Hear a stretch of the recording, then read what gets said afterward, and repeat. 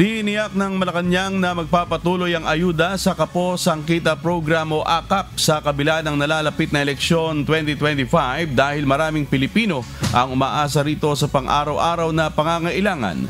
Ayon kay Palace Press Officer Undersecretary Claire Castro, hindi basta-basta maaaring ihinto ang ayuda lalo na tumataas ang bilang ng nagugutom sa kabila ng iba pang social assistance programs.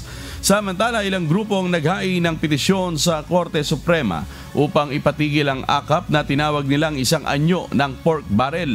Ang AKAP na sinimulaan noong 2024 ay nagbibigay ng tulong pinansyal sa mga pamilyang hirap sa buhay dahil sa kawalan ng trabaho, kalamidad o iba pang suliraning pang-ekonomiya.